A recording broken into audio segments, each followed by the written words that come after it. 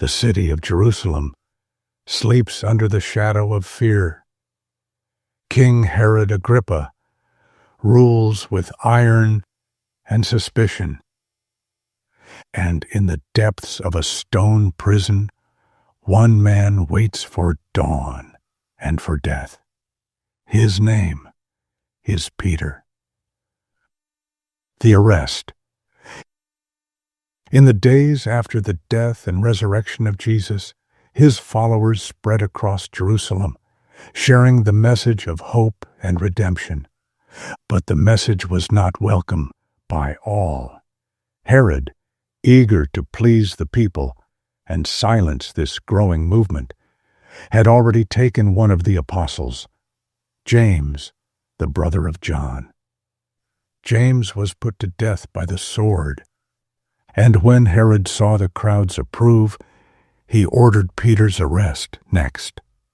4 squads of soldiers surrounded him, 16 men in total. He was chained between 2 guards, with more posted at the door.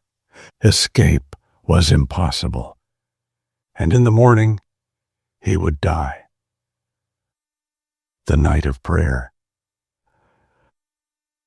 But while Peter slept in his cell, the believers gathered in secret. They whispered prayers through the night, voices trembling, hearts breaking. They prayed for the impossible. They prayed for a miracle. Outside, soldiers patrolled the streets. Inside, the sound of soft weeping mixed with the murmurs of faith. The night dragged on hour after hour as Peter lay bound in iron, awaiting his fate. The angel appears, and then, without warning, a light filled the cell. The guards didn't move, they didn't wake, but a figure stood there, radiant, calm, and full of power. An angel of the Lord. He reached down and struck Peter on the side, saying quietly, "Get up quickly." Peter opened his eyes, half dreaming, half dazed, and the chains fell from his wrists. "Put on your clothes and sandals," the angel said. Peter obeyed. "Wrap your cloak around you and follow me." And so he did. The escape. They passed the first guard, then the second. Each one stood still, eyes closed, unaware of what was happening around them. The iron gates creaked faintly in the distance, heavy, locked, immovable. But when they reached them, the gates swung open on their own. Peter followed the angel into the cool night air. They walked through one street, then another, quiet, empty, lit by moonlight. And suddenly, the angel was gone. The night was silent again. Peter stood there, breathing hard, the wind on his face. The chains were gone. The guards were untouched. The gates behind him were closed. He whispered to himself in awe, "Now I know that the Lord has sent his angel and rescued me from Herod's hand." The knock at the door. At that same hour, the faithful still prayed. They didn't know what was happening outside those walls. They only prayed. Then, a knock.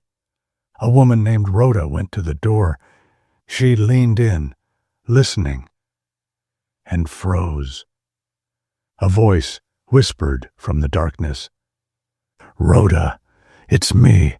It's Peter." Her eyes widened.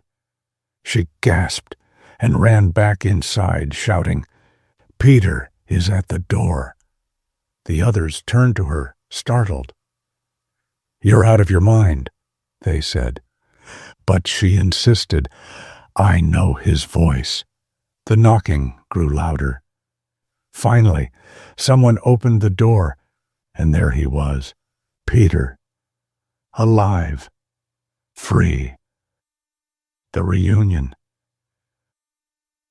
The room filled with astonishment. Tears turned to laughter. The impossible had happened before their eyes. Peter motioned for them to be quiet. He told them everything. How the angel appeared, how the chains fell, how the gate opened by itself. He spoke quickly, quietly, for the city was still dangerous, and soldiers would soon discover his escape. "Tell James and the brothers," he said, "what the Lord has done."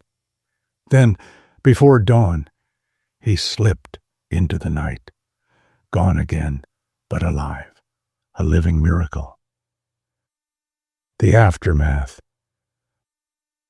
Morning came. The guards awoke to find the cell empty, the chains still in place, the doors still locked. No one could explain what had happened. Herod's fury burned through the city. But Peter was gone. Somewhere beyond the reach of kings and soldiers, he lived to tell the story. The story of the night God opened the prison doors. In the silence of a dark night, when all seemed lost, a light appeared, chains fell, and freedom walked out of a locked cell.